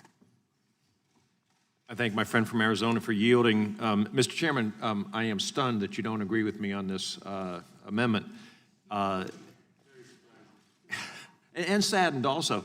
I just want to point out that and I'm sure a staff member wrote this and that that the chairman, while reading it carefully, I'm sure missed this one point. But what the second whereas says is the special counsel Mueller's report found that the Russian government interfered and that President Trump used his official powers to thwart or attempt to thwart. The word thwart doesn't appear in the special counsel's report. The idea that the Mueller report found that President Trump tried to thwart or thwarted or attempted to thwart, it just does not, is not consistent with that report. The truth is that the Mueller report did not make findings as to the 10 allegations. All I'm asking this committee to do is put in this whereas accurate legal language that is cited in the Mueller report so that the American public is not misled by this whereas. And I think it is only fair that this committee not impugn the integrity of the President of the United States until such time as it has evidence that it wants to charge the President with. This is false, and it should be clarified, and I would ask for the chairman to reconsider his opposition, and I hope that members on the other side of the aisle agree that we should have an accurate document. And I yield back to my friend from Arizona. With that, I yield. The gentleman yields. For what purpose does the gentleman from Pennsylvania seek recognition? To strike the last word. To strike the Gentleman is recognized. Thank you, Mr. Chairman. I support my colleague's amendment because it calls for clarification. Talking about clarification, I do have one question for my Democrat colleagues, and that is, are you conducting an investigation, or an impeachment investigation or not? Because the resolution we are considering today does not authorize a formal impeachment inquiry, despite what the press might report today. It is nothing more than an inquiry into whether to start an inquiry. None of these provisions are unique to the impeachment proceedings. Anyone at any time can send a letter to the committee. Every committee in the House can allow for staff questioning. What we're doing today is meaningless. You already have this power as a committee. So which is it? Are you starting an impeachment investigation or not? Is this just more smoke and mirrors so you can appease the far left while doing absolutely nothing about this issue? Or is this so you can avoid talking about an agenda that includes banning airplanes, throwing Americans off their health insurance plans, eliminating our borders, maybe other parts of the platform like defunding ICE, giving illegal immigrants free health care, maybe banning oil and gas exploration? I mean, is that what this is about? Is this about distracting from the real platform of the party? Would the gentleman yield? No. Since November 2016, the Democratic Party has desperately tried to undo the will of the people. And I can tell you that in southwestern Pennsylvania, People want Congress to move on. They want us to work together. They want us to solve real issues that are facing America. They want their roads and bridges repaired. They want help fighting the opioid epidemic. And they want more money in their pockets to feed their families. So again, I ask, are you conducting an impeachment inquiry or not? If you are, just be honest with the American people. Be honest with your colleagues. If you aren't, then let's stop these political games and let's go to work for the American people. I've got a bipartisan bill on clean slate. Again, this bill is bipartisan. It would help millions of Americans get away from the stigma of having a nonviolent criminal record on their record. It would help them re-enter the workplace, increase their wages. This is bipartisan. We could actually do this. I'm friends with a lot of my colleagues. I've talked to them privately. We want to do something to help the American people, and we can start with criminal justice reform and a slew of other issues. But Mr. Chairman, let's do something. Let's stop the political theater. Our country deserves better. With that, I yield. Will the gentleman yield so he can answer his question? No, I yield. So the answer is yes. We are engaged in impeachment investigation. And in addition to that, we have moved aggressively forward on our For the People agenda. It's about driving down healthcare costs, driving down the cost of prescription drugs, rebuilding the infrastructure of America, and taking on the corruption here in Washington. Regular order. Gentleman was not recognized. Gentleman from Pennsylvania has the time. Thank you, Mr. Chairman. And I do thank and I mean this with sincerity, I thank my friend and colleague from Rhode Island. Thank you. And with that, I yield to my friend and colleague from Virginia. Mr. Chairman, I also want to thank the gentleman from Rhode Island for admitting what we all know is happening. This committee is trying to have impeachment without actually putting a resolution before the people, before this House. I want to thank Mr. Buck for his amendment revealing what a farce this process is, this resolution which is, again, amateur hour when it comes to legal drafting. I have great respect for the chairman. I have great respect for members of this committee. They are accomplished attorneys. This committee should remember that words mean something, and what we are just revealing in this one amendment is just how these words are not legally accurate. We want this resolution, any product of this committee, to be legally accurate. Let's be better. Let's do better. Or do my colleagues on the other side actually recognize that, in fact, as I question the special counsel, his interpretation of the obstruction statutes was incorrect and is not a normal and reasoned understanding of our obstruction statutes. So if they want to vote to reject that this is, in fact, obstruction as alleged, let them go ahead. But I appreciate the gentleman from Rhode Island's admission that this is, in fact, an impeachment process. The gentleman yield back? I yield to Mr. Buck. I thank the gentleman for yielding. I saw the gentleman from Rhode Island leave. I didn't know if you were putting time out because nobody on the Democrat side has voiced any answers to us, and I appreciate the gentleman's answer, and I yield back. The gentleman yielded back. The gentlelady from Pennsylvania, for what purposes she The gentlemen are, sorry, I moved to strike the last word. Gentlelady's recognized. You know, the gentleman from Rhode Island got before me, but I too would answer, yes, we are in an impeachment investigation. Have you not been reading the proceedings? I don't think there's a question. It's an investigation. Does the gentlelady yield back? The question occurs on the gentleman. For what purpose? The gentleman from Texas seek recognition. Strike the last word. Gentleman is recognized. Thank you. Now that it's been publicly admitted that this is an impeachment investigation, and these amendments are even more critical because words do matter. And this would be litigated, and going back to my days as a Chief Justice, where we really had to dig on individual words. What does this word mean? And for whatever reason, the majority in this impeachment investigation chose to use twice the word thwart. And I could see this going up. If this were a successful impeachment and removal from office, clearly it would go up to the highest court. and they would be stuck with the question of the president being a thwarter. They would have to deal with issues like, does thwarting involve moral turpitude? Because we've already heard it's not a crime to thwart that any of us are aware of. So, and the chairman had said, oh, it doesn't have to be a crime.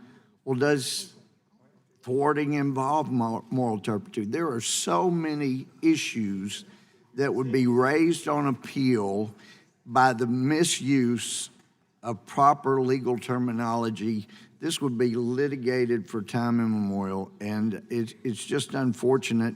If you're going to try to remove a man for office for seeking justice and trying to stop himself from being framed by an unjust group within the Justice Department, then you really, this committee of all committees ought to use proper terminology and not create unnecessary litigation. I yield back. Gentleman yields back. The question occurs on the amendment. All in favor of the amendment say aye. Aye. Opposed, no? No. The amendment is not agreed to. Are there any further amendments? If there are no further amendments, then a reporting quorum being present, the question is on the motion to agree to the resolution. All those in favor respond by saying aye. Aye. Opposed, no? No. In the opinion of the chair, the ayes have it, and the resolution is agreed to. We're so close. Roll call. Roll call is requested. The clerk will call the roll. Mr. Nadler? Aye. Mr. Nadler votes aye. Ms. Lofgren? Ms. Lofgren votes aye. Ms. Jackson Lee? Ms. Jackson Lee votes aye. Mr. Cohen? Mr. Cohen votes aye. Mr. Johnson of Georgia? Mr. Johnson of Georgia votes aye. Mr. Deutsch? Mr. Deutsch votes aye. Ms. Bass? Mr. Richmond? Mr. Richmond votes aye. Mr. Jeffries? Mr. Jeffries votes aye. Mr. Cicilline? Aye. Mr. Cicilline votes aye. Mr. Swalwell? Aye. Mr. Swalwell votes aye. Mr. Liu? Mr. Liu votes aye. Mr. Raskin? Mr. Raskin votes aye. Ms. Jayapal? Ms. Demings? Ms. Demings votes aye. Mr. Correa? Mr. Correa votes aye. Ms. Scanlon? Aye. Ms. Scanlon votes aye. Ms. Garcia? Aye. Ms. Garcia votes aye. Mr. Neguse? Mr. Neguse votes aye. Ms. McBath? Ms. McBath votes aye. Mr. Stanton? Aye. Mr. Stanton votes aye. Ms. Steen? Aye. Ms. Steen votes aye. Ms. McCarcel Powell? Aye. Ms. McCarcel Powell votes aye. Ms. Escobar? Aye. Ms. Escobar votes aye. Mr. Collins? No. Mr. Collins votes no. Mr. Sensenbrenner? No. Mr. Sensenbrenner votes no. Mr. Shabbat? No. Mr. Shabbat votes no. Mr. Gomert? That's a no. Mr. Gomert votes no. Mr. Jordan? Mr. Jordan votes no. Mr. Buck? Mr. Buck votes no. Mr. Ratcliffe? Mr. Ratcliffe votes no. Ms. Roby? Ms. Roby votes no. Mr. Gates? Mr. Gates votes no. Mr. Johnson of Louisiana? Mr. Johnson of Louisiana votes no. Mr. Biggs? Mr. Biggs votes no. Mr. McClintock? Mr. McClintock votes no. Ms. Lesko? Ms. Lesko votes no. Mr. Reschenthaler? Mr. Reschenthaler votes no. Mr. Klein? No. Mr. Klein votes no. Mr. Armstrong? Mr. Armstrong votes no. Mr. Stubbe? Mr. Stubbe votes no. Gentlelady from California? Ms. Bass votes aye. Gentlelady from Washington? Ms. Jayapal votes aye. Are there any other members who wish to vote who haven't voted? The clerk will report.